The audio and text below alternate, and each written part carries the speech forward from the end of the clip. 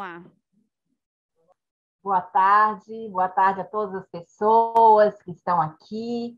Sejam bem-vindas a mais essa atividade do nosso 11º Congresso Brasileiro de Epidemiologia, um congresso que tem sido pleno de êxito, não é? A gente está muito feliz, não é, por essa nossa empreitada, não é, que tem dado tão certo ao longo dessa semana. Nós teremos nessa tarde, então, nessa mesa, né, a presença de 4 pessoas, né, que vão nos brindar com uma discussão extremamente importante, que tem nos mobilizado a todos, né, pesquisadores, profissionais, especialmente nesse momento crítico, né, em que nós vivenciamos tão de perto a questão da desinformação e dos danos causados pela desinformação. Então, ouvir essas pessoas que têm se debruçado, têm lidado com isso, não é? Para nós vai ser um grande privilégio. Então, a gente vai contar aqui com o Muriti Neto, o Luiz dos Santos Costa, a Etel Maciel e a Cláudia Colucci. Eu sou Rita Fernandes, eu estou falando da Bahia, em Salvador, sou professora da Faculdade de Medicina da UFBA e estudiosa da saúde do trabalhador. Eu vou chamar o Muriti Neto. O Muriti Neto é o primeiro que vai falar para nós, é jornalista, professor universitário, trabalhou como repórter e editor em diversos veículos jornalísticos, no papel e online. É um dos fundadores e editores de O Joio e o Trigo, projeto de jornalismo investigativo sobre interferências corporativas em políticas públicas, saúde e poder. Com você, Muriti, por favor.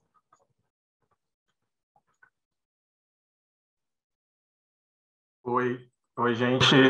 Obrigado, Rita, pela apresentação. Um olá para todos e todas, tá? Os participantes aqui da mesa, a Cláudia, a Ethel, o Luiz, muito obrigado e a todos que estiverem aí acompanhando. Bom, primeiro dizer que é um prazer receber esse convite, poder estar aqui com vocês, poder falar um pouquinho desse assunto tão importante e estar nesse espaço aqui que o Congresso oferece é mais importante ainda, né? Bom, a gente aqui no Joio, a gente tem comentado muito desde o começo, na verdade, do projeto, que a gente vivia com 2 epidemias, pelo menos, né? Desde o começo do projeto, desde antes da pandemia do novo coronavírus. Uma epidemia é a epidemia de doenças crônicas não transmissíveis, né? Que a gente trata aqui por toda a relação com os alimentos ultraprocessados, que são um dos nossos eixos de cobertura, assim, talvez um dos principais, talvez não, certamente um dos principais, na indústria de ultraprocessados e toda a associação dessa indústria com diabetes, com hipertensão, com doenças cardiovasculares, associações até a cânceres e tal, né? E muitas pesquisas robustas, né, que apontam para essa associação. E a gente aprendeu muito sobre isso e aprendeu o quanto isso é epidêmico, o quanto isso já é uma pandemia, né? E a outra pandemia é a pandemia do que do que atualmente convencionou se chamar de fake news, né? Que na verdade sempre existiu, que é a notícia falsa, é a mentira, que antes se contava de outras formas, né? Não foi nem o jornalismo que inventou isso, isso vem muito antes do jornalismo, né? Desde que o mundo é mundo. Mas hoje se chama, de uma forma estrangeirizada, que eu nem gosto muito de fake news. Eu vou chamar de mentira mesmo, que eu acho que fica mais fácil das pessoas entenderem. E agora nós temos 3 pandemias que convergem, né? Tem a do coronavírus, né, que obviamente tem um impacto muito mais negativo do que teria se a gente não tivesse uma epidemia global de doenças crônicas não transmissíveis, e que teria um impacto muito menor também se a gente não tivesse uma pandemia de mentiras, né, de fake news, né? Então a gente tem 2 agravantes, né, da pandemia do coronavírus. Bom, aqui no Joio a gente viu algumas coisas muito específicas. Se eu for começar lá de trás, uns 15 minutos não daria. Mas a gente acompanhou mais especificamente aí de 2020 para cá, com muita atenção, o que a gente chamou aqui de surto de charlatanismo, né? em relação à pandemia da Covid-19, mais as fake news e etc. E tal, né? Então, a gente acompanhou muita coisa relacionada à alimentação, que é o nosso objeto principal hoje de investigação, embora a gente tenha aberto uma outra editoria recentemente sobre tabaco. A gente acompanhou desde coisas como receitas que começaram a ser espalhadas pela internet, como se fossem resoluções do coronavírus, desde o alho fervido com limão, passando pelo ozônio, a hidroxicloroquina, que todo mundo está... Sangue de pessoas da Geórgia, né? A vitamina D, né? Que a gente viu, inclusive, com investimento absurdo, né? de propaganda em vários tipos de mídia, e especialmente na internet, no Instagram, com personalidades, com influências. Né? E a gente começou a perceber todos esses movimentos, e alguns a gente percebeu que partia de coisas da sabedoria popular e que acabavam se agigantando por correntes e tal, mas outras coisas eram muito bem orquestradas. Né?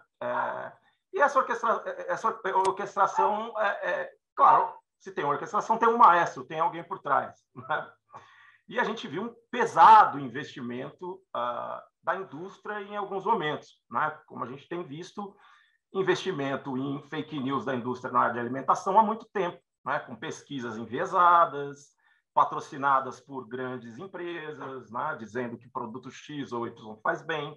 A gente viu um grande aumento nas redes sociais, no YouTube, e mesmo em programas de TV, né? Nos intervalos, ou mesmo dentro dos programas de TV, um grande aumento da presença de soluções mágicas. Então, vitaminas, por exemplo, suplementos, alimentos que fortalecem a imunidade, e com grande investimento da indústria. A gente pega alguns exemplos de programas de televisão, por exemplo, na Rede Globo, a gente pega as famosas lives, né, que viraram uma outra epidemia durante a pandemia da Covid, não as lives sérias, mas as lives de tudo que é tipo de personalidade, artistas e tal, sempre patrocinadas por algum tipo de empresa. Raramente algum artista do mainstream não tinha uma live patrocinada por alguma empresa. E não era raro você ver alguma empresa de alimentos, de suplementação, apresentando alguma solução ali. E com alguns públicos muito evidentes. Assim, né? Um alvo, por exemplo, muito constante, pessoas idosas, por exemplo. Assim, um grandíssimo número. Então, propagandas de vitaminas e de suplementos para idosos. Suplementos para idosos da Nestlé, por exemplo, viraram uma febre, né, durante a pandemia. Sem dizer que era uma solução para a Covid, mas sempre falando em fortalecimento da imunidade. Né, e de uma forma tão maciça e massiva que não faziam antes. Então, não é coincidência que se surja durante um período de crise sanitária como a gente está vivendo. Né? E a gente mapeou esses malabarismos, essas coisas que foram acontecendo, e algumas com uma linguagem até refinada, né? Usando de linguagem científica, dizendo que tem base, né? Algumas até contando com o apoio de cientistas, né? É bom dizer, mas cientistas que muitas vezes estão alinhados com os interesses diretos das empresas. Né? E aí a gente volta na essência do joio, na razão de ser do joio, que é a investigação de conflito de interesses. E a gente aqui acaba sempre indo para esse caminho e a gente não consegue escapar disso. Né? E a gente participou de muitos eventos, inclusive de eventos bancados por institutos que são financiados por grandes empresas, como o ILSI, por exemplo. Né? Para quem não conhece, o ILSI é o Instituto de Ciências da Vida, de forma genérica, é assim que ele se chama. Né? E tem unidades espalhadas por todo mundo, praticamente, né? Inclusive com uma aqui no Brasil. Eles foram inaugurados, né? Eles foram fundados pela Coca-Cola, para que se tenha uma ideia, e eles têm hoje dezenas de outros financiadores, como Bayer, a Unilever até pouco tempo, entre outras grandes empresas do setor indústria de ultraprocessados ou da indústria agroindustrial, que, né, os dois estão extremamente ligados. E, via de regra, esse instituto e outros parecidos assemelhados têm pesquisas bancadas por essas empresas, né? E não foi raro que a gente visse cientistas ligados a esses institutos ou diretamente a essas empresas ocupando espaços importantes para falar de produtos que tinham maior eficiência em relação à imunidade. Repito, não é um discurso direto desse produto vai combater a Covid, mas quando você está no meio de um maremoto mundial, né? Enfim, no meio de uma grande crise, uma crise que tem precedentes, não vou dizer que sem precedentes, mas tem precedentes pouco comparáveis ao que a gente está vivendo em termos de convergência de crise sanitária, crise econômica, crise política, especialmente no Brasil. Para quem tem dinheiro e acesso a pessoas que participam de institutos, que a gente costuma nomear aqui como institutos de fachada, claro, tem muito mais penetração na sociedade. Então, muitas pessoas acabaram sendo desinformadas por empresas que têm influência não só junto ao poder público, mas junto a essas organizações de fachada, que acabam se passando por organizações que realmente aplicam uma ciência voltada, de fato, à busca da verdade, né? Da verdade científica, né? Pelo menos a verdade que corresponde àquele momento da história, à contemporaneidade. Então, a gente sabe que a ciência muda, mas outra coisa é charlatanismo, né? São coisas diferentes, né? E o que a gente faz é isso, é tentar no Joio aqui mostrar essas questões, mostrar esses problemas. A gente tenta aqui conversar com o público das mais diversas formas, por texto, por vídeo, por podcast, nosso podcast Prato Cheio, que também teve inclusive um episódio chamado Covid-19 e Charlatanismo, que a gente publicou, que trata só disso. Várias reportagens em texto, a gente fez vídeos também, e a gente procura também fazer oficinas para jornalistas, porque existem também os espaços jornalísticos, que se dizem jornalísticos, que pipocaram aí nos últimos anos, né? Criados aí por uma indústria de fake news, né? E aí é bom assim, de onde surge isso, é claro que isso já existia, mas se intensifica e se sente muito mais à vontade no bolsonarismo, obviamente, né? É alimentado por isso, é alimentada, né? Primeiro por uma campanha em 2018 e hoje por um governo, né? Com toda uma estrutura. E algumas redações, entre aspas, começam a surgir e se fortalecer e crescer em número, realmente, né? Em seguidores, nas redes sociais, etc. e tal, fora algumas personalidades, né? Influenciadores, que não se identificam como redação, mas que são pessoas que têm capacidade de influenciar do ponto de vista desinformativo, né? Então, a gente tem esse conjunto de coisas e que o Joio procura combater em aliança com outros veículos, com outros, né, com parceiros. A gente procura, repito, fazer um trabalho de formação também com jornalistas de outras redações que não cobrem alimentação, né, e que não cobrem saúde, para que venham com a gente aqui compartilhar conhecimentos, né? A gente tem uma relação de aprendizado aqui conjunto. A gente faz isso com formandos também. Olha para mim, e Baboso. E eu acho que, em resumo, abrindo o que o Joel faz e o que a gente tem enfrentado aí nessa guerra contra a desinformação nos últimos tempos, principalmente, eu resumiria nisso. Eu acho que tem muitos atores dentro dessa rede de desinformação. Não dá para culpar, eu acho que é um tanto injusto culpar só jornalistas, né? Existem aqueles que fingem ser jornalistas, que não são, aí é uma outra história. Mas a gente também tem que lembrar que o jornalismo não costuma, via de regra, tratar a ciência, sobretudo na área da saúde, com o devido cuidado. Existem muitas manchetes caça-cliques, conclusões distorcidas e muitas notícias falsas, inclusive na mídia em que as redações estão mais preparadas para não cometer esse erro, né? É muito mais comum do que deveria.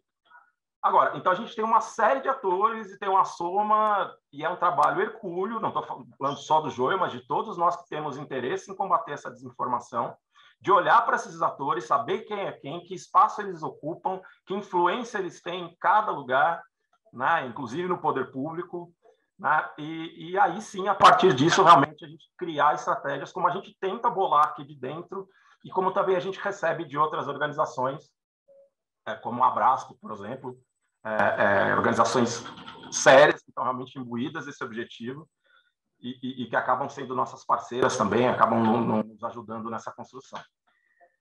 Em resumo, é isso, nesse início. Muito obrigada, Moriti. A gente vai fazer as 4 falas e em seguida a gente vai ter um tempo para o debate. Eu acho que você traz elementos aí cruciais, não é, para a gente dialogar com você e com os demais da mesa em seguida. Muitíssimo obrigada. Eu vou passar agora para o Luiz dos Santos Costa. O Luiz é professor da Secretaria Municipal de Educação no Rio de Janeiro, no ensino especial domiciliar, é psicoterapeuta do espaço Linha de Conversa, comunidade do Timbal, em Maré.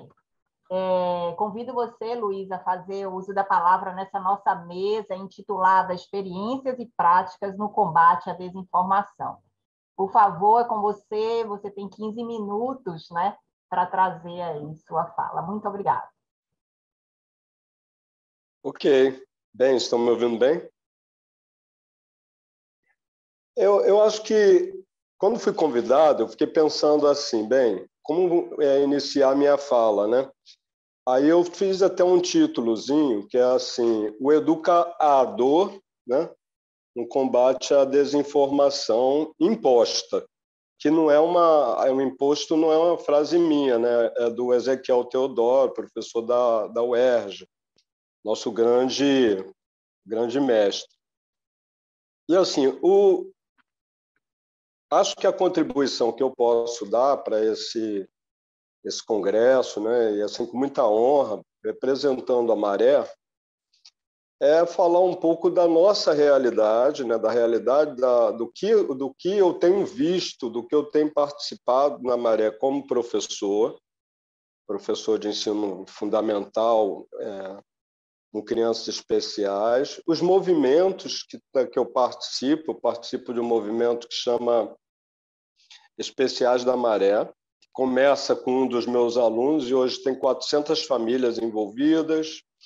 Então, assim, eu, depois que passei a trabalhar com os especiais da Maré, comecei a entrar nessa realidade dura, mas ao mesmo tempo muito bonita, eu comecei a ter uma visão mais otimista em relação à favela, e também um outro caminho em relação à discussão sobre a trágica realidade que está passando no nosso país, né? A questão dos fake news, essa que o companheiro traçou tão bem, principalmente a fala externa, a fala que chega da Maré, né? Sobre a Maré, e a nossa fala, quer dizer, o que a gente fala de nós mesmos, né? O que falamos da educação, o que falamos da saúde, o que falamos das inter-relações dentro das comunidades. E assim, eu gostaria de começar pela parte da comunicação mesmo, né? Que a gente tem dentro da Maré uma organização que chama Redes Maré, que tem um jornal chamado Cidadão, mais de 20 anos. É um jornal que você não encontra, por exemplo, caído no chão depois de lido. Pela importância que ele tem nas comunidades em geral. Ele circula fora da Maré, mas ele também está muito presente nas escolas, né, nas comunidades. E desde que começou, me chama a atenção isso. Por que a gente não vê esse jornal no lixo? Por conta do conteúdo. É um jornal que tem um compromisso com a comunidade, quer dizer, ele não pode extrapolar os limites da fala no sentido de abalar os poderes locais, mas também não pode ser omisso. Então, não trabalha nesse jornal jornalistas inexperientes, ou melhor, jornalistas conservadores, pessoas que não têm uma visão mais aberta do que é o viver humano, né? Que há pessoas que acham que os favelados não são humanos ainda, né? Não são pessoas que não são produtivas, são um problema nacional, e não é, né? Então, dentro dessa perspectiva, tanto o Jornal da Maré como o trabalho do SEASMO, que eu acho que todo mundo conhece, né? Uma organização que atua bravamente na formação de política das comunidades da Maré, no sentido de levar os estudantes à universidade pública, uma das organizações que mais aprova alunos para as universidades públicas do Rio de Janeiro. E também de coisas que quase não aparecem na mídia, mas que eu acho que é importante relatar. Por exemplo, agora há pouco nós passamos pela campanha de vacinação contra a Covid, que abrangeu todo o território da Maré, né? Os mareenses praticamente estão todos vacinados, já em segunda dose, né? E isso aconteceu com a participação popular, não aconteceria de outra maneira. Se não tivesse adesão do morador, das lideranças comunitárias, o trabalho da Fiocruz, do SUS, quase não poderia ser feito, né? Então, eu acho que é algo que é bastante importante falar para o mundo, né? Que a Maré, quando ela se organiza, ela faz acontecer. Não é só a Maré, o Complexo do Alemão também, tem as outras favelas, outros conjuntos de favelas, também tem essa organização. Nesse momento, a gente está preocupado em informar a população algumas coisas importantes que já vinham acontecendo, que são aí eu falo um pouco dessa parte mais de saúde, né? Que é o aumento das crises de ansiedade, pessoas com depressão, né? Crise de pânico. Então, informar a essas pessoas que o que acontece, o que está acontecendo, o que aumentou não é uma questão pessoal, é uma questão de saúde pública, é uma questão de estrutura desorganizante, né, da saúde mental do nosso povo. Esse é um trabalho árduo para nós, educadores, terapeutas, né, tanto dentro das escolas públicas, quanto nas organizações e nas relações de vizinhança também. Outra coisa também que é interessante, que eu acho que é um movimento que está crescendo muito, é a nossa luta para a transformação de lixões, por exemplo, né, que tinha muito na Maré, em jardins, né, em projetos jardinais. Por exemplo, a rua que eu trabalho e moro. Ela é um grande lixão, mais de 200 metros de lixão em calçada. É um absurdo. Chegava o momento de ter metade da rua ser ocupada por lixo. Hoje em dia é um corredor de jardins, né? Onde os moradores conservam já tem 2 anos, né? Então, assim, a gente está mostrando que onde tem jardim, por exemplo, não tem ocupação irregular, tem uma ocupação ecológica, um sentimento de pertencimento maior, né? Todo esse trabalho ele vem acontecendo muito também em relação com essa interconexão entre a Fiocruz, o FRJ, que são os grandes vizinhos da Maré. A Maré ela tem esse benefício de ter como vizinhos as universidades públicas, né? De um lado Fiocruz, do outro lado o FRJ, né? E no meio pensadores, pessoas que se formaram dentro dessas universidades, que moram, quer dizer, residem e trabalham, ou mesmo não residindo, têm tipo um compromisso ético com a comunidade.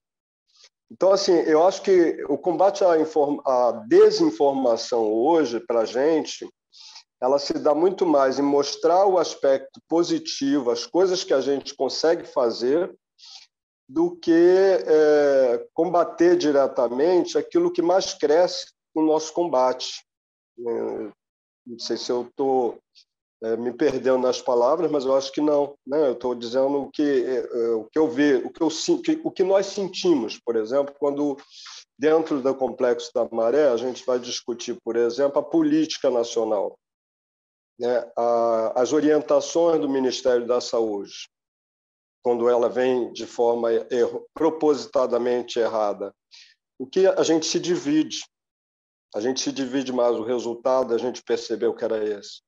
No entanto, quando a gente busca uma linha de pensamento que é coerente para todos, por exemplo, as orientações do Terrapia, que é uma organização que tem dentro da Fiocruz, a orientação dos médicos que apoiam o apoio a pessoas contaminadas com Covid.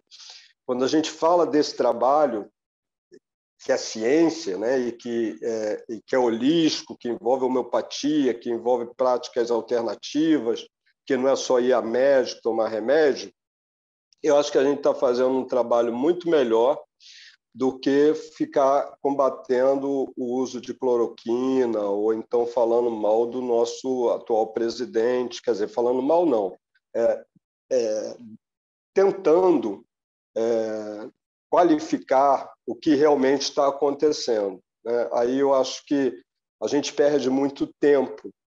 E quem trabalha e mora na favela não tem tempo a perder. A gente tem um compromisso muito grande com o imediato. Quando a dor bate, ela é imediata. Quando não tem como, tem que resolver na hora, né? Quando tem um resultado de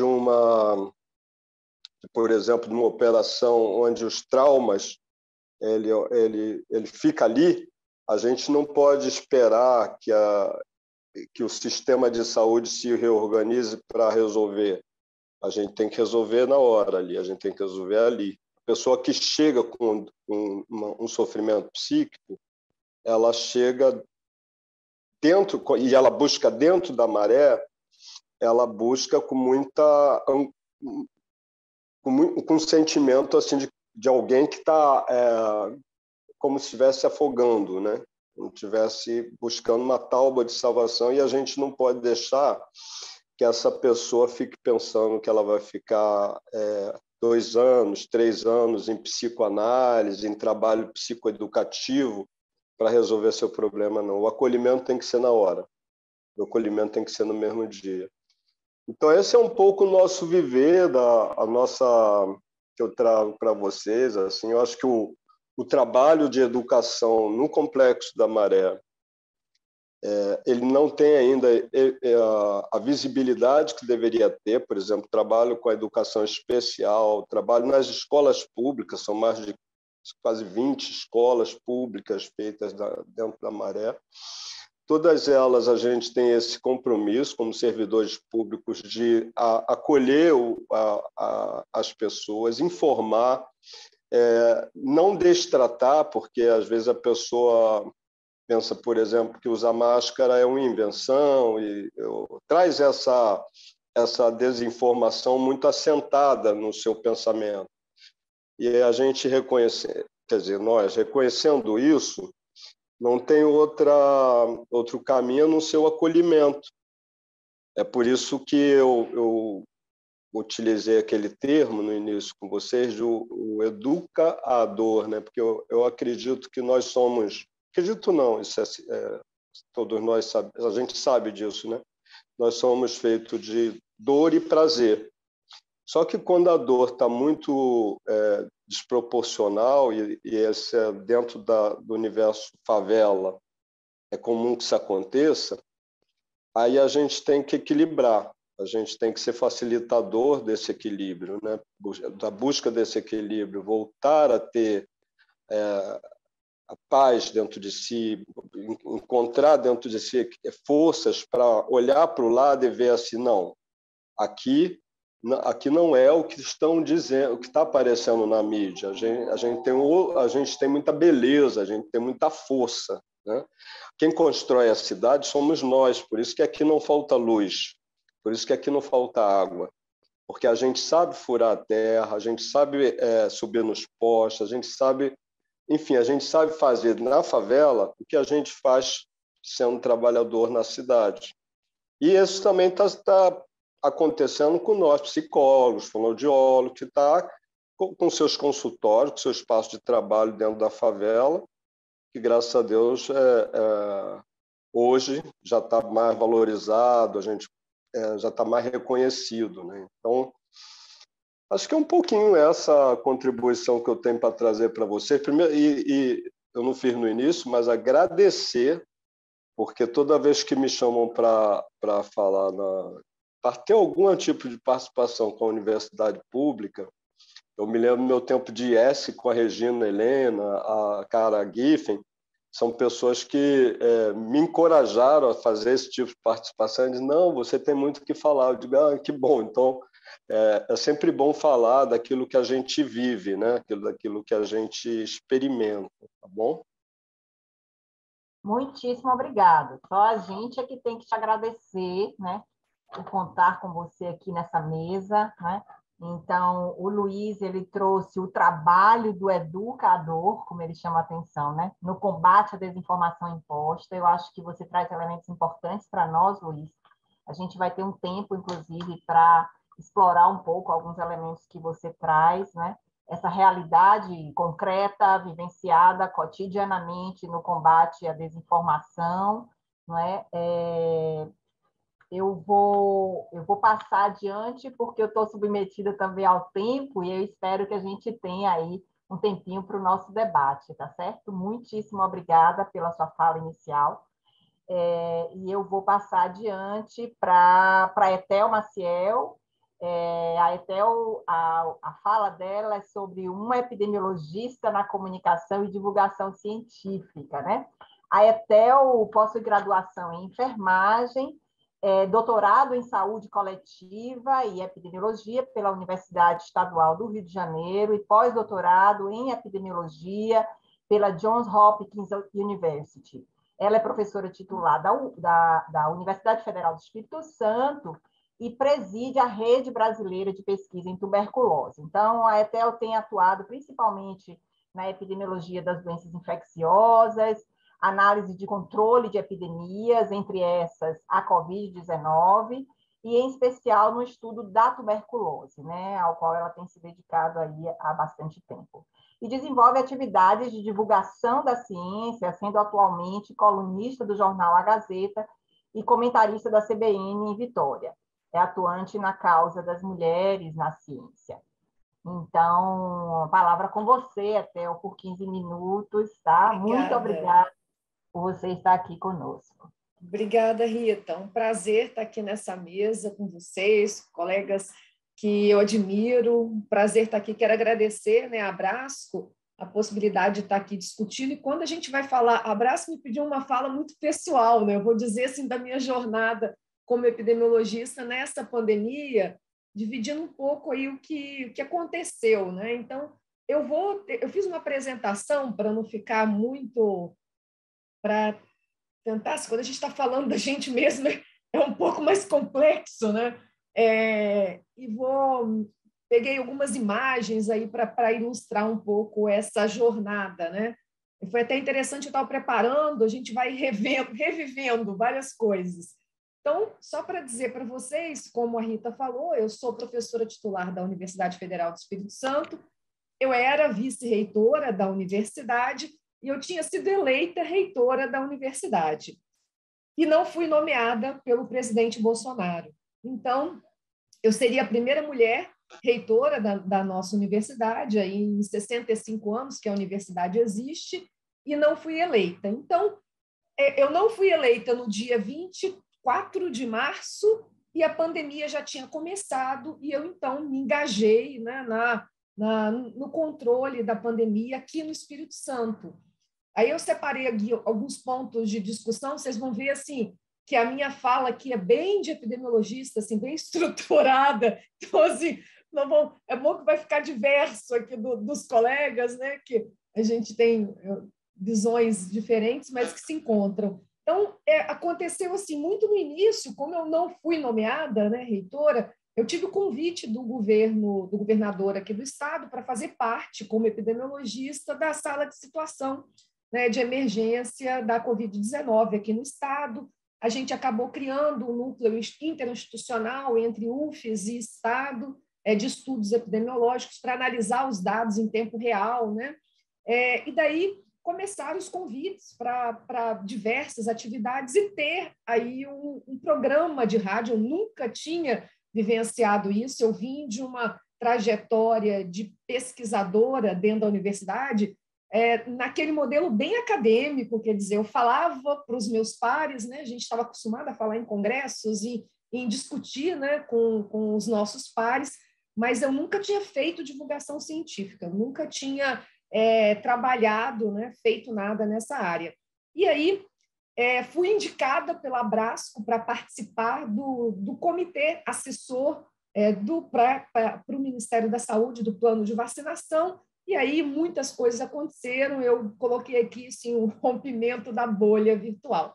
Então, assim, lá no início, no final de março, né, quando a pandemia a gente já estava naquela transição da pandemia em transmissão comunitária no Brasil, isso foi logo quando eu não fui nomeada, 24 de março, eu comecei a escrever para o site da universidade sobre o que era epidemiologia. Eu digo aqui para os meus alunos, para as pessoas que estão mais próximas a mim, que pela primeira vez agora, depois da pandemia, eu não preciso explicar aquilo que eu faço, porque sempre quando me apresentava, né, eu dizia assim, eu sou epidemiologista, aí tinha que vir uma longa explicação do que eu fazia, né? Então, hoje, eu não preciso mais dizer isso, né? Mas eu comecei a escrever isso, foi 25 de março, no site da universidade, tipo assim, o que era a epidemiologia, como que ela podia ajudar nesse enfrentamento, e eu já falava, né, colocava algumas premissas, a importância da ciência, e numa tentativa de me comunicar com a população, né, de fazer um diálogo um pouco mais próximo à comunidade, já que muitas pessoas acessam, né, o site da universidade. Isso acabou virando uma série de 12 partes que eu fui ali acompanhando a pandemia e encerrei essas partes aí no site da universidade o ano passado. Daí a gente começou a trabalhar na sala de situação de emergência de saúde pública, a gente analisava a governador, né, aqui do estado, o secretário de saúde, a gente analisava os dados da semana e no sábado, a reunião era sábado de manhã, a gente apresentava para o governador, vice-governador, os secretários, né? Então, a equipe de gestão mais ali à frente, e apresentava os dados, dizia o que estava acontecendo, quem estava adoecendo, quem estava morrendo, então, onde os esforços precisavam ser colocados, né? E aí, comecei no dia 30 de março, essa atuação aí no governo do estado, eu era epidemiologista da sala de situação, e aí ajudando, né? Ainda a gente não sabia de quase nada, muito pouca coisa, né? A gente tinha naquele momento, vocês veem assim, a transição, a gente começando sem máscara, depois a gente ficando de máscara, então tudo aquilo que vai acontecendo, né, ao longo da pandemia. Daí eu passei a ser uma fonte para o jornalismo local. Então, várias emissoras. E aí, às vezes, eu estava em muitas emissoras no mesmo dia, falando do que estava acontecendo, o que precisava, o que tinha que fazer. E, obviamente, eu usava as minhas redes sociais, mas usava pouquíssimo Twitter, por exemplo, usava pouquíssimo. Como diz os meus alunos, dizem assim, nossa, eu estava na rede social antiga, eu usava o Facebook. Então, assim, nossa, professora, ninguém mais usa o Facebook. Mas, assim, eu ainda estava fazendo ali a comunicação de uma forma ainda muito, muito tradicional, né? E aí, a gente começou a fazer os inquéritos epidemiológicos, nós fomos o segundo estado, né, no Brasil, que fez o inquérito sorológico, indo, né, de casa em casa, fazendo um grande um inquérito amostral, nós fizemos inquérito no sistema prisional, nós fizemos inquérito na população, né, do Estado, para saber o que estava acontecendo, direcionar políticas públicas. A gente fez também um inquérito na população indígena aqui do Espírito Santo. Então, a gente tentou ali estudar bastante, produzir muita informação, né, para tomada de decisão. Obviamente, como a gente está falando da ciência, a gente criou depois, no sentido de institucionalizar aquilo que a gente estava fazendo, a gente criou esse núcleo interinstitucional de estudos epidemiológicos entre a universidade e o governo do Estado, em um setor, né, que é o Instituto Jones dos Santos Neves, do governo do Estado, onde todos os dados migram, né, para esse instituto. Então, ali a gente poderia acessar, por exemplo, dados de economia, de saúde, de gastos em saúde. Então, são praticamente todos as informações, né, os dados do governo ficam concentrados nesse instituto, e aí a gente teria mais facilidade para acessar essas informações em tempo real. Então, isso aconteceu. Já em junho de 2020, eu fui convidada para ter uma coluna, aí já de forma mais, vou dizer, periódica, né? Eu escrevia antes, mas não era nada periódico, aí agora, a partir de junho, agora já tem mais de um ano, né? Eu tenho essa coluna, ela é quinzenal, e eu vou discutindo ali o que está acontecendo ao longo da pandemia. E também tenho um programa de rádio aqui na CBN Vitória, que entra ao ar 2 vezes na semana, segunda e sexta, eu fecho, começa às 4 horas, depois da nossa mesa aqui, na sexta. Então, eu abro a semana e fecho a semana falando das notícias da pandemia, analisando dados da pandemia, artigos que saíram, discutindo, então, ciência. E esse, para mim, foi o maior desafio, porque a rádio aqui, ela tem uma penetração muito grande aqui no Estado, e muitas comunidades, né? É uma rádio que as pessoas têm uma audiência muito grande, e é um programa ao vivo, e as pessoas interagem, então mandam as perguntas, e você responde ao vivo. Então, foi um desafio enorme ter que usar apenas a voz, sem nenhum outro recurso, para você explicar coisas extremamente complexas, assim, como é um ensaio clínico, como a vacina age, como a vacina de RNA age, como a vacina de vetor viral. Então, coisas que são muito complexas, você traduzir isso numa linguagem simples para que todo mundo pudesse entender. Então, tem sido uma experiência bastante interessante, nunca tinha vivenciado isso, e eu comecei a coluna em setembro do ano passado, então fez pouco mais de um ano, e aí aconteceu em setembro também do ano passado, a Abrasco me indicou para fazer parte, então, como epidemiologista do grupo de consultores que o Ministério estava formando para elaborar o Plano Nacional, né, de Vacinação contra a Covid-19. E vocês devem ter acompanhado, né? Eu coloquei aqui, eu não usava muito o Twitter, e eu escrevi de uma forma que eu nunca pensei que fosse ser ameaçada de morte, coisas que aconteceram depois disso. Eu escrevi, eu recebi um contato no sábado de um jornal de rede nacional, né, via Abrasco, que tinha um plano de vacinação que tinha sido enviado ao STF e que constava os nossos nomes como elaboradores. Isso foi no final, dia 12 de dezembro, exatamente, é isso, Twitter, e a gente nunca tinha visto aquele documento. Então, a minha iniciativa, né, no momento, foi escrever. Assim, olha, nós, pesquisadores, a gente nunca viu esse documento. Inclusive, a gente tinha muitas divergências com o que estava escrito. A gente vinha discutindo com o governo, brigando muito, porque o governo só queria comprar. Não tinha, como a gente viu depois, né, da CPI, a gente ainda não sabia, quando a gente estava discutindo ali no Ministério da Saúde, ainda sob a gestão do Pazuello, a gente não sabia o que estava acontecendo, a gente só perguntava, né, onde estava o contrato com o Butantan, não existia ainda, cadê o contrato com a Pfizer, nós estamos conversando. Então, tudo era gerúndio, tudo ainda estava fazendo, né? Ia acontecer, estavam em negociação, estavam negociando, então tudo era muito incerto, a gente não tinha nada disso. E a única coisa que o governo tinha era o contrato, né, com a AstraZeneca Oxford via Fiocruz, que se nós dependêssemos apenas desse contrato, nós teríamos vacinado menos da metade das pessoas que nós vacinamos hoje. Então, assim, a gente brigou muito para que os outros contratos existissem. Então, esse tweet,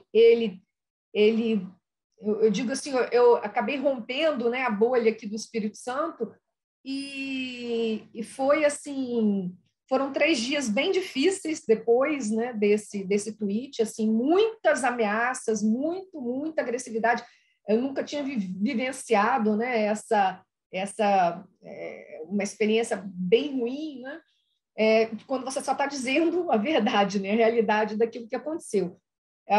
E aí a gente começou, eu e outros pesquisadores, né, que estavam ali fazendo parte, a gente foi em rede nacional, né, dizendo o que estava acontecendo, e aí a gente acabou sendo um facilitador, né, para a instituição também da CPI, por tudo isso que estava acontecendo, que acabou denunciando, né?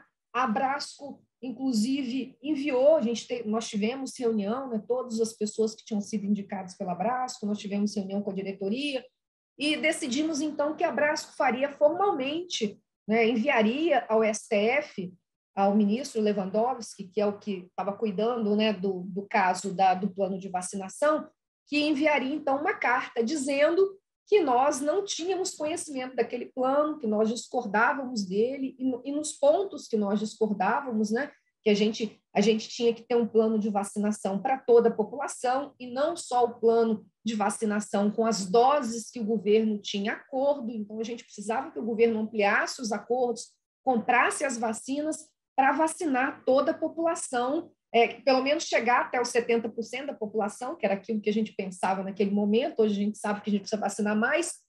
E aí a Abrasco enviou isso, e tudo aí depois, né, o movimento da CPI, todas as coisas que aconteceram, mas esse evento foi um evento que denunciou, né, que o plano de vacinação não estava no trilho que deveria, e, portanto, né, o combate à Covid, que já tinha vários problemas, tinha mais esse importante problema, porque a gente não teria vacina para as pessoas, né? E daí eu acabei descobrindo, né, o poder das redes, e eu comecei a usar, principalmente o Twitter, para comunicação científica.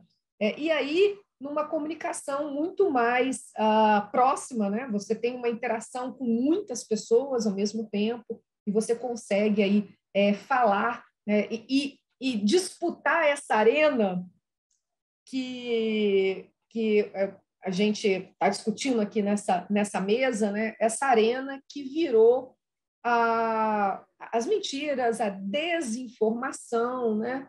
E que nessa pandemia da Covid-19, inclusive vindo das autoridades que deveriam informar, né, as pessoas. Eu digo que é a primeira vez, eu tenho 26 anos que trabalho com doenças infecciosas e já assessorei diversos governos de partidos diferentes ao longo desse tempo, e é a primeira vez que a gente, né, nós, pesquisadores da área da saúde, nós não podemos dizer para a população, né, olha, aquilo que eu estou dizendo, você pode ir lá na página do Ministério da Saúde, que está tudo lá o que eu estou falando.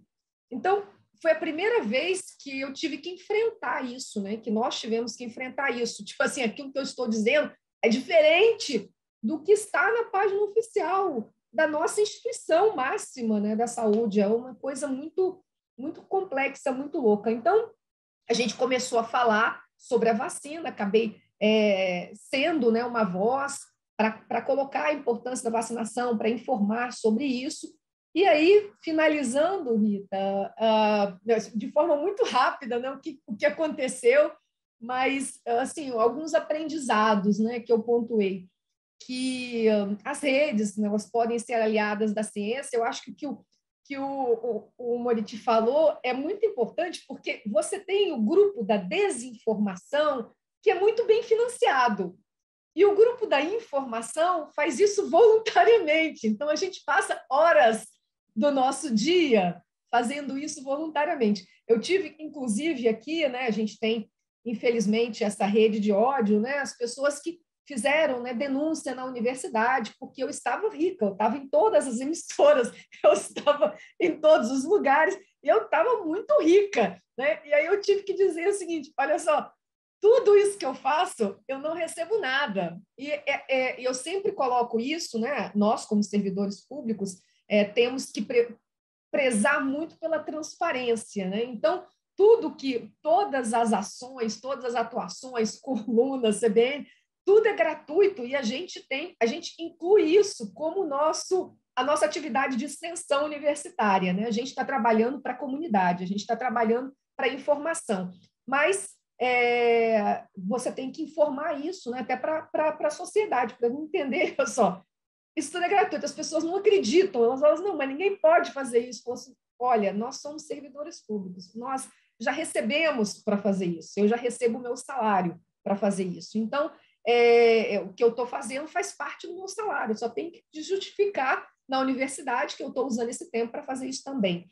Mas a gente não é financiado. Então, as nossas comunicações, elas são muito mais menos visuais, né? Elas são muito menos trabalhadas, elas não têm, obviamente, né, aquela equipe de jornalista que a gente deveria ter. Então, eu penso que nós, pesquisadores, precisamos trabalhar, né, junto com os colegas da comunicação social, para que isso seja, de fato, institucionalizado, né? A gente precisa trabalhar em conjunto, a gente precisa ter essa troca, né? Aqui na universidade, eu recebi muito apoio, né, ajuda dos colegas professores, né, do jornalismo, da comunicação, que diziam assim, Etel faz isso, faz aquilo, você deve comunicar desse jeito, olha. Então, dicas, mas todo mundo, tipo, rede de solidariedade, né?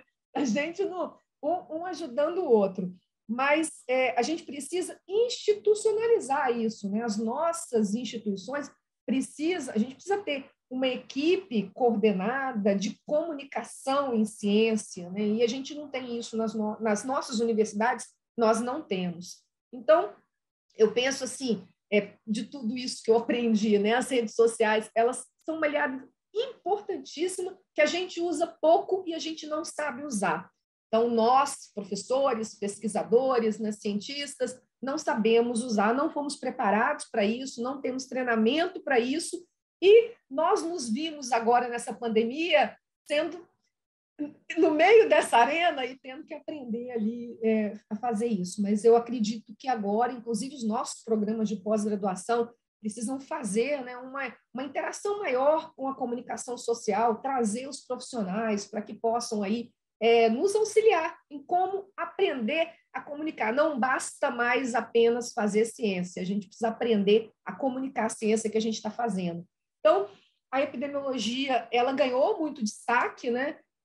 E eu vejo assim, quando eu olho outros colegas de outras áreas, né? A gente, acho que talvez, né? E vocês podem falar melhor, mas a gente conseguiu talvez comunicar melhor em certeza. A gente dizendo muitas vezes, nós não sabemos isso ainda, a gente não tem evidência ainda, essa evidência ainda ela não é, a gente ainda está entendendo. Então, acho que a gente comunicou melhor a incerteza, né?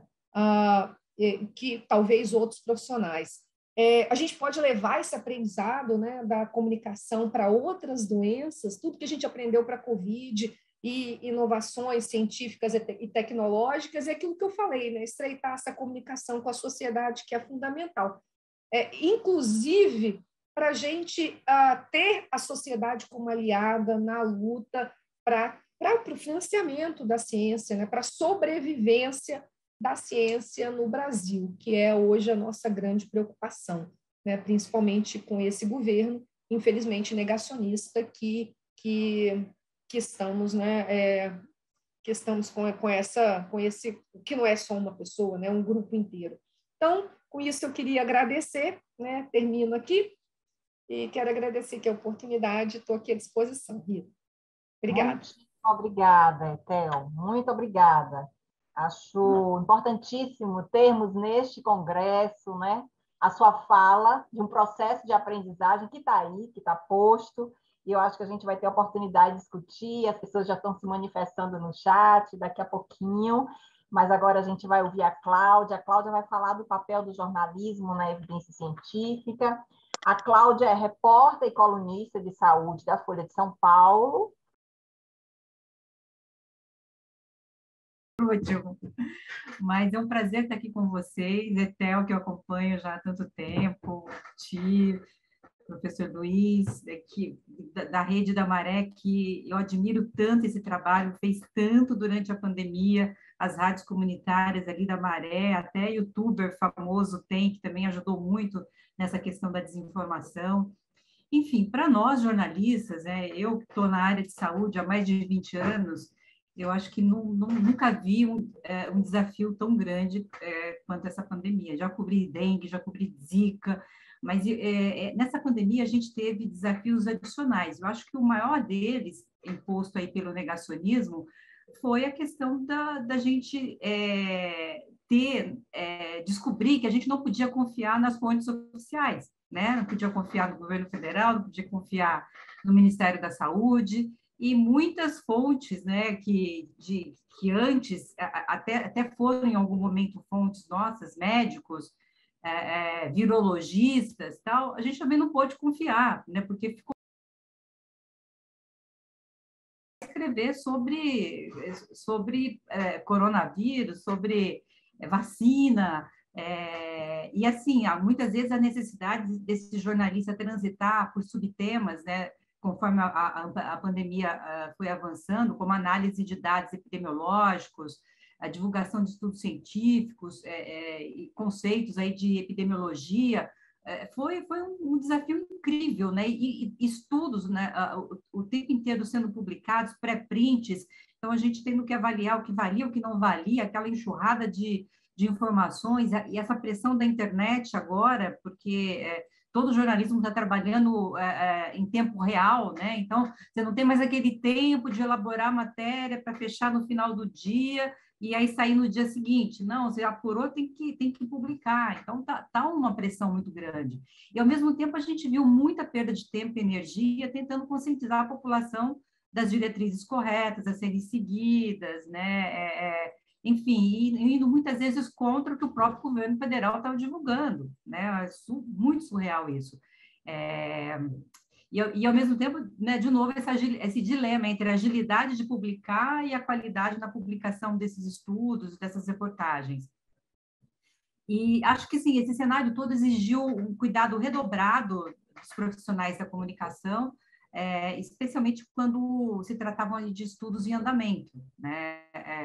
Era totalmente inviável fazer apenas uma nota rápida com base num abstrato, sem antes levar em conta a metodologia, o tamanho da amostra, as limitações de pesquisa, mas, ao mesmo tempo, aquela cobrança, tem que dar, porque alguém já está dando, né? Então, assim, é muito maluco. A gente, mesmo quem já tem algum conhecimento sobre metodologia, sobre amostra, sobre limitação de pesquisa, durante essa pandemia foi uma loucura, porque você era pressionada pelas agências internacionais que já estavam publicando, quando o assunto era, né, era internacional, New York Times, The Guardian, enfim, loucura, assim, né? Essa concorrência em tempo real de todo mundo ao mesmo tempo, né? E ao mesmo tempo, assim, tomar cuidado, porque muitas vezes as pessoas só estão utilizando o título, né, para disseminar conteúdo falso, né? A gente viu isso acontecer muito.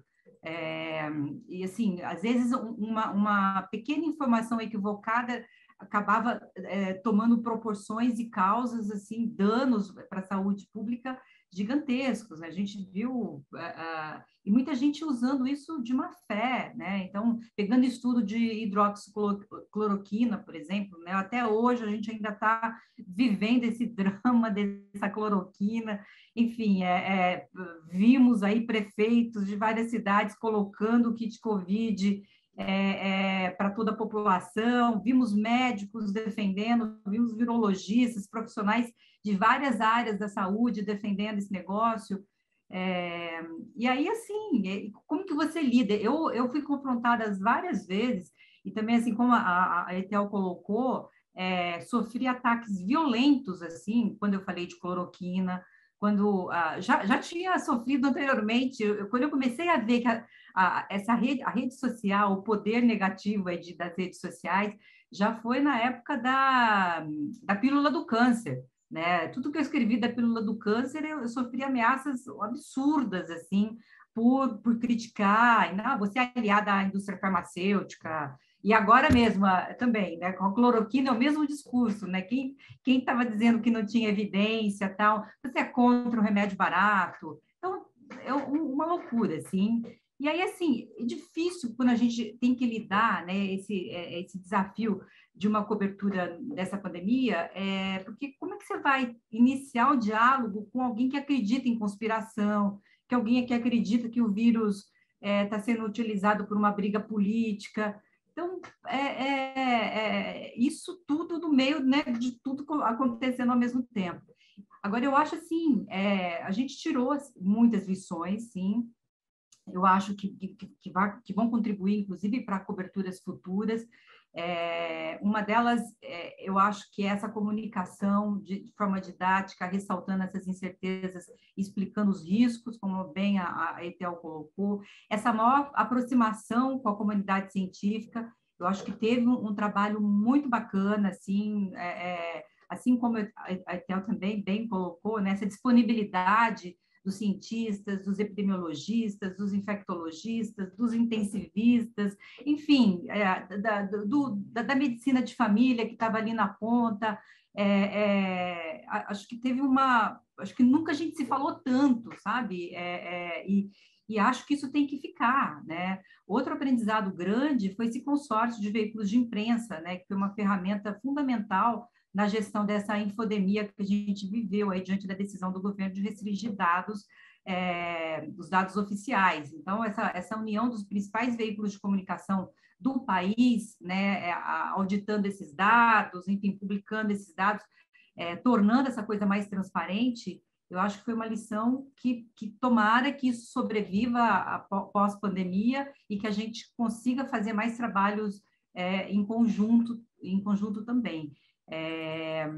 E assim, a gente vê internacionalmente acontecendo muitas coisas. A Unesco recentemente publicou um trabalho muito legal desse mapeamento que eles estão fazendo sobre as inverdades e como isso tem contaminado a saúde pública. Então, tentando identificar quais as ferramentas, né, que as pessoas estão utilizando e utilizando dessa maneira tóxica, letal, muitas vezes, né, porque as pessoas acabam se expondo ao risco quando ignoram o conhecimento científico, o aconselhamento acadêmico.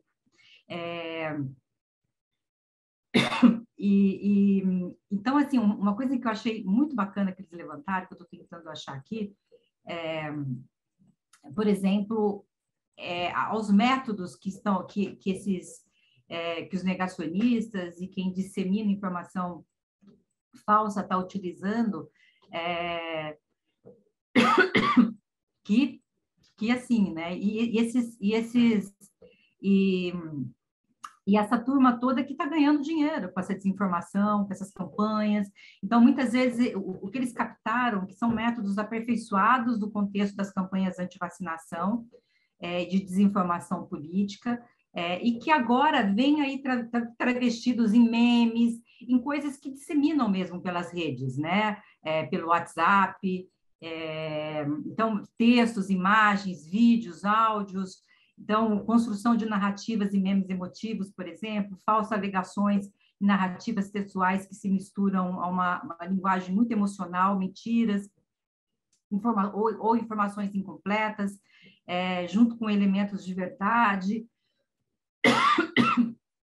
e sites identificados como oficiais, mas são fabricados, fontes falsas, bases de dados contaminadas, falsos sites governamentais e corporativos, imagens e vídeos fraudulentos, alterados, fabricados, enfim, tem tudo uma campanha orquestrada, então não dá para a gente acreditar que é a tia do WhatsApp que está, né? Então a gente tem muita coisa atrás disso tudo, e que se a gente não conseguir se unir, né, eu acho, quem trabalha com comunicação pública, os acadêmicos, os profissionais de saúde preocupados com saúde pública, com saúde coletiva, a gente não consegue, porque o outro lado é muito poderoso e tem muita grana, né?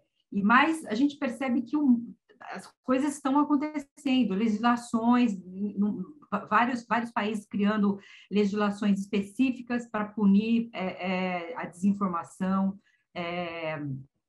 tem essas redes internacionais aí de checagem de notícias. A gente viu isso aqui no Brasil funcionar muito bem. Todos os grandes veículos hoje estão trabalhando em conjunto com uma ou mais organização de checagem de fatos, e pressionados até por esse movimento todo, as próprias redes, as próprias plataformas sociais, WhatsApp, Facebook, Google e Twitter, recentemente também estão se comprometendo a não só bloquear, quanto também fazer doações para essas empresas checadoras de fatos, organizações jornalísticas que ajudem nas denúncias de desinformação. Então, eu acho que, assim, tem muita coisa negativa, mas surgiu também muita coisa positiva nessa seara toda, e eu espero que a gente consiga reunir mais atores que estão desse lado, do lado da ciência, do lado do bom jornalismo, para a gente continuar nessa luta, porque, como nós vimos hoje nas manchetes, ela ainda vai durar, né? Vimos hoje bolsa caindo por conta da nova variante da África do Sul, já discutindo fechar o país, aqui a entrada de pessoas de alguns países da África, enfim, toda essa preocupação que a gente tem que ter também, né, não só da pandemia, mas o preconceito que vem a partir daí, né, Então, assim, temos ainda muito trabalho pela frente e vou parando por aqui para a gente ter mais tempo para esse debate. Obrigada. Muito obrigada, Cláudia. Muito obrigada, gente. Eu vou ler algumas manifestações aqui no chat para que a nossa audiência também participe, né, dessa roda, dessa conversa, dessa mesa sensacional. Então, o Moriti tinha trazido a experiência e alguém comentou, o trabalho do Joio Trigo é incrível. Eu não conhecia o trabalho do Joio Trigo, mas já adorei, vou acompanhar mais de perto, não é? Alguém disse que o problema na questão da comunicação ter discernimento, é uma outra postagem, discernimento crítico para tudo, considerando a nossa sociedade e formação. E alguém diz, olha, de fato, são muitos desafios, e comenta, Moriti, que o podcast, né, de vocês, Prato Cheio, é incrível. Então, alguém que já conhece aí o que vocês, né, vem construindo. E aí, várias manifestações das pessoas no chat, muito bom, as pessoas gostando das discussões, então eu acho que a mesa é bastante oportuna, né, de acontecer aqui no Congresso. Eu estou aqui capturando nossa solidariedade, alguém posta aqui, aos jornalistas e aos cientistas e suas famílias ameaçados por defenderem a ciência durante a pandemia. Há também, muito bom, Etel, durante a sua fala, e a gente tem ainda, são várias manifestações, eu estou correndo também contra o tempo que eu quero abrir para vocês nesse debate, né? Então, excelente mesa, parabéns, trabalho incrível, né? E, enfim, eu vou dar uma paradinha aqui, mas são manifestações muito interessantes, né? Que nos animam aí a seguir, a gente ainda tem um tempinho. Eu acho que vocês trouxeram elementos extremamente importantes, né? O Maurício começou dizendo para nós, olha, as fake news são as mentiras de sempre, né? Que sempre existiram, né? Mas aí todos, ele, vocês, todos trazem uma questão que é a mentira no curso de uma crise, né? Sem precedentes. Então, a mentira no curso de uma pandemia. Então, isso é algo que tem um impacto e uma repercussão muito maior, muito ampliada, né? E eu acho que a fala do Luiz traz para nós o cotidiano do trabalho do movimento social, dos educadores e do movimento social nas comunidades, e ele chama atenção para algo que eu achei extremamente importante, que ele pode resgatar aqui, que foi essa colaboração, essa parceria grande aí da comunidade e das suas representações no processo de vacinação.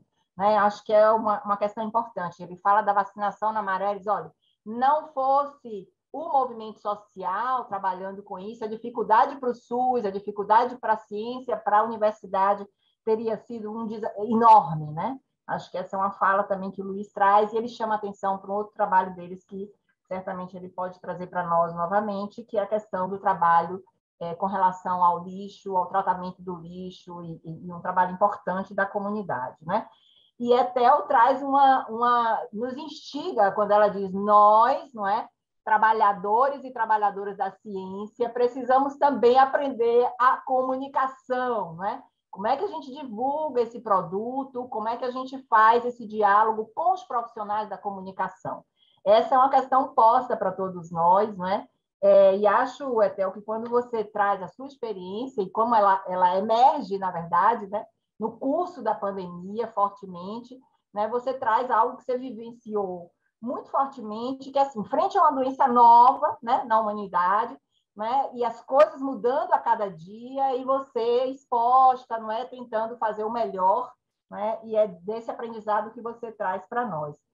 Então, acho que a gente pode pensar, e aí já trazendo a fala da Cláudia, né? Acho que todo mundo vai... As falas foram, né, muito se integrando, na verdade, né? Trazendo os desafios, né? Os medos de todos e também as alegrias com as questões mais conquistadas, né? Então, isso aparece na fala de todos.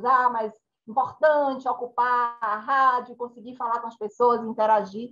E a Cláudia traz algo que, claro, bateu muito forte aqui em mim, sobre a saúde dos trabalhadores da comunicação no curso da pandemia, né? Eu já tive a oportunidade aí, claro, um pouco do meu, né? Mas me bateu, Cláudia, porque quando a gente não dá visibilidade para isso, né? São trabalhadores da comunicação em campo submetidos a um intenso uma intensa carga de estressores, não é, psicossociais o tempo inteiro, né? Você traz isso aí na sua fala, na medida em que você também vai descrevendo para a gente a sua experiência. Mas a ideia de dizer não é assim, de desmentir, quer dizer, no momento de crise, em que se estivéssemos todos no mesmo barco, já seria muito desafiador vencer a pandemia, né? Então, o que vocês trazem é que, imaginem que a gente ainda tem que combater a pandemia e dizer, gente, espera aí, não é assim. Né? Então, vocês trazem, e a Cláudia traz esse esforço, né, enorme, né, de poder fazer uma comunicação ética, corajosa, séria, enfim. Acho que isso emerge da fala de vocês.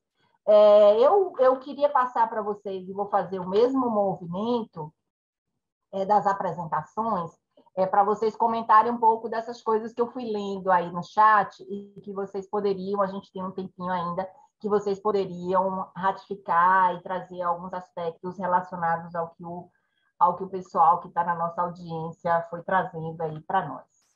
Eu vou passar para o Maurício, a gente faz uma roda assim, tá certo? Beleza. Obrigado, Rita. Obrigado, Rita. Tá me ouvindo? Tá, né? Bom, primeiro, parabéns para todas as salas, todos foram ótimos, me enriqueceram com muita informação, experiência, e é super importante essa troca. Eu queria, inclusive, aproveitar alguns ganchos, né? A fala da Ethel sobre a parceria entre cientistas e comunicadores, ela é tão fundamental que ela devia se tornar nem política pública, ela devia ser política de Estado. É óbvio que a gente não vai ver isso acontecer neste momento, neste governo, né? Mas devia ser política independente de quem está no governo, devia ser política de Estado, né? E dizer para você, Theo, que não só vocês cientistas, mas nós jornalistas também tivemos muita dificuldade em aprender a lidar com as redes sociais. E ainda temos.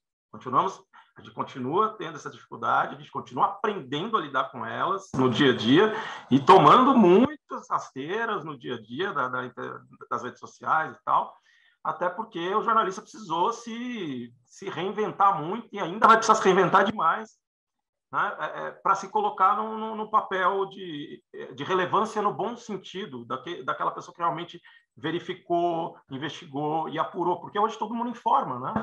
As redes sociais também são um espaço a ser disputado, não há a menor dúvida disso, mas elas são um espaço também com altos índices de desregulação, né? É um espaço completamente desregulado. E aí é muito poder concentrado na mão de poucas pessoas. Então, você tem um Mark Zuckerberg que hoje é praticamente dono das comunicações no mundo. Você tem o Google, que é outra parte dona das comunicações no mundo, né? Você vê Google, por exemplo, patrocinando anúncios que são fake news, né? Aliás, em lugares que divulgam fake news. Vários veículos ditos jornalísticos e que não são recebendo patrocínios do Google, né? Isso acontece, né? Como você vê as redes sociais, o Facebook, o Instagram, entre outros, circulando e ainda com frágeis mecanismos de verificação. Como a Cláudia citou, veículos tidos como verificados e que são veículos de fake news, são veículos de mentira, né? E que são ratificados por redes sociais e que muitas vezes demoram a ser excluídos, ou às vezes nem são. Então, é um espaço bastante desregulado, e isso me faz voltar numa discussão que nós tivemos na primeira metade, na primeira década dos anos 2000, que era sobre o Conselho Nacional de Jornalistas. Né? À época foi proposto a criação do Conselho Nacional de Jornalistas, como existe um Conselho Nacional de Medicina, como existe um Conselho Nacional de Veterinária, de Nutrição, como existe de Engenharia, como existe a OAB para os advogados, propunha-se um Conselho Nacional de Jornalistas. Por mais que aquela primeira proposta precisasse de ajustes e reparos, ela tinha muitos pontos positivos do ponto de vista de impedir propriedade cruzada, de impedir oligopólios, de regular alguns espaços que talvez hoje facilitassem a nossa vida no que está acontecendo. Né? Essa falta de regulação, que não é regulação de conteúdo, deixar isso bem claro, muita gente na época confundiu com censura, e muita gente desonestamente, do ponto de vista intelectual, disse que era censura, né? E não era. Né? A proposta era regular a profissão, construir um código de ética mais robusto do que a gente tem hoje, né?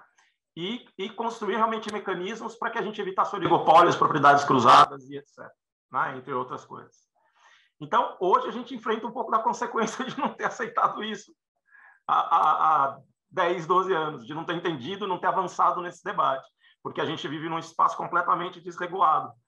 Né? E agora, com o fenômeno da internet, né, mais recentemente, que é um fenômeno, não me falo agora porque é um fenômeno muito recente, esse problema aumentou, ganhou proporções enormes. Eu disse, as fake news são mentiras que sempre existiram, mas hoje o potencial de chegada dessas mentiras é incomparável com qualquer outra época da história da humanidade. E repito, muito poder na mão de poucas pessoas. De novo, um problema de ausência do Estado, de ausência até de um poder global que regulasse esse tipo de mídia de alguma forma. Não estou falando de censura, estou falando de regulação, isso é um debate para mais de metro, eu sei, mas acho que vale uma provocaçãozinha. Claro, nesse está sentido. falando de democracia, né, na verdade. Exato. Fala, perfeito. Olha, a gente vai ter aí 3 minutinhos para os três, para cada um. Não sei se todo, claro, quem quiser trazer alguma questão sobre o que foi comentado, o que o chat trouxe, a gente tem aí esse tempinho curto aí de 3 minutinhos para cada um de vocês três, tá? Vou passar para o Luiz, se ele quiser trazer alguma questão. Tá fechado o microfone, Luiz. Abrir. O que me parece... Bem, primeiro, ouvindo o Buriti, Estel, assim, a satisfação é grande, né, de saber que a gente tem pessoas tão comprometidas, engajadas com a ciência, nessa coisa da informação, da defesa, né, do que é ético, do que é o melhor de nós, né? E, graças a Deus, não morreu, ficou mais forte, me parece. Mas aí eu fico pensando na epidemia da AIDS, né, nos anos 80, né, nos anos 70, que a desinformação, o mau uso também da informação foi muito grande, por isso ela avançou tanto, né? Demorou muito, por exemplo, para reconhecer os heterossexuais como atores também participantes, e demorou muito mais para a gente responsabilizar e incluir os homens no trabalho de prevenção, de promoção de saúde, né? E isso foi um grande problema que eu acho que agora a gente pode evitar, né? Eu vejo a questão do Covid, me parece que a questão de gênero, masculinidade, um pouco debatida. A questão da informação, né? Ela é pouco tratada nessa questão do gênero e masculinidade, que eu acho que é uma questão que a universidade pública brasileira deu grande contribuição para o Brasil e para o mundo. A gente tem trabalhos belíssimos, produções inquestionáveis, e, no entanto, a gente está ainda trabalhando pouco sobre isso, né? E o que a gente vê de desinformação, de trabalho, de destruição do que é público, do que é científico, ocorre muito mais pelas mãos, pela boca dos homens brasileiros e não por uma maioria de mulheres. Eu tenho até a impressão que, se esse mesmo governo fosse formado por mulheres, né, por maioria feminina, ele já tinha saído, já tinha sido desqualificado, não tinha chance de continuar como tem o governo que está aí, por conta do patriarcado brasileiro, esse sistema colonial que se mantém, ele está muito coeso entre eles, né? E ele chega à população como um modelo ainda educativo, formador, espiritual, e cabe a nós manter a esperança, continuar confiando no nosso trabalho para ajudar o nosso povo a voltar, pelo menos, ao caminho que a gente já estava trilhando. Esse é o que me pareceu, assim, me surge ouvindo vocês. E, assim, para finalizar, me parece que essa coisa que foi dita agora, né, sobre a solidariedade aos cientistas, aos artistas que trabalham, principalmente nas favelas, né, nas comunidades onde chega o trabalho, tem uma certa carência ainda. Eu acho que ele é fundamental, essa integração com a universidade pública, o sistema, para que a gente possa, quando terminar tudo isso, conseguir elaborar o luto, né, porque estamos vivendo um luto muito mal elaborado, isso tem consequências terríveis.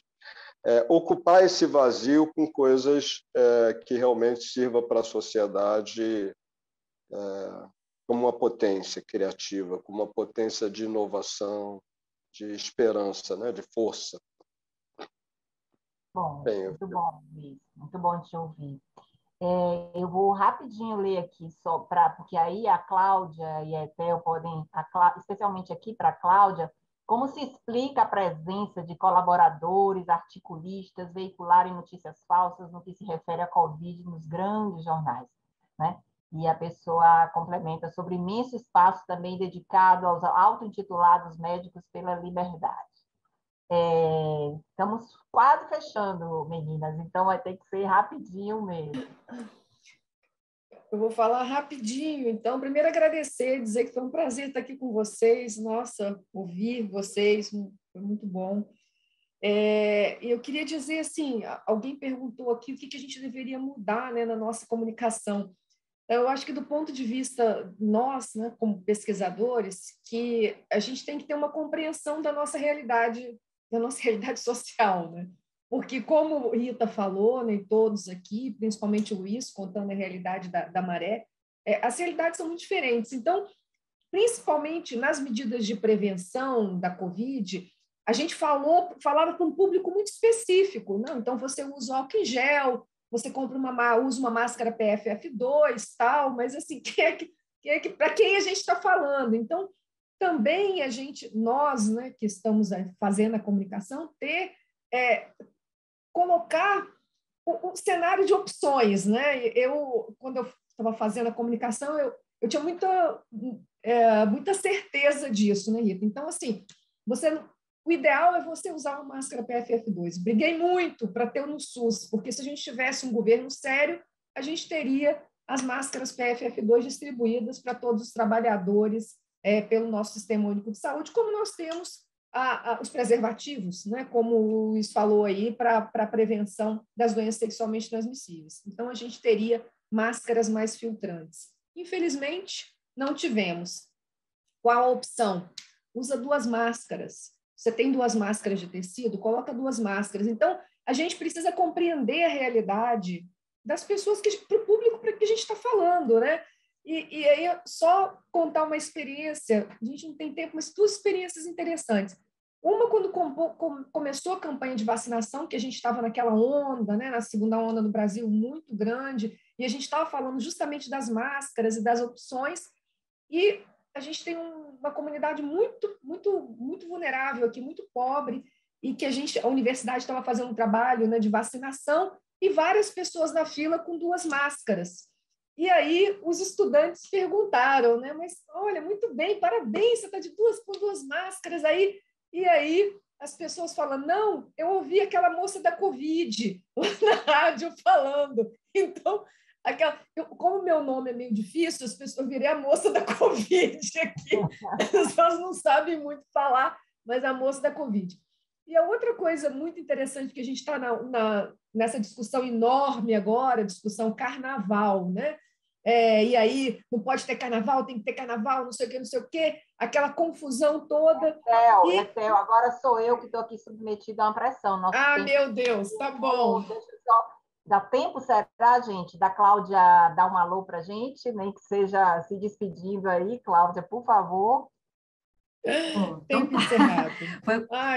Foi um prazer estar com vocês. Eu acho que tem 2 questões aqui que demandariam um novo debate, que é essa questão do como combater a desinformação com os profissionais de saúde, que, assim, a gente teve muita decepção com esses profissionais, e do Rafael aqui, na era da pós-verdade, o indivíduo escolhe no que acreditar segundo a inclinação dos seus afetos e não da razão acadêmica. Então, a gente percebeu isso muito, gente muito bem formada, então não é uma questão só de educação, de mais informação, a gente tem que avançar do ponto de vista da ciência, como chegar nessas populações que são... Não adianta você chegar com informação que não vai colar.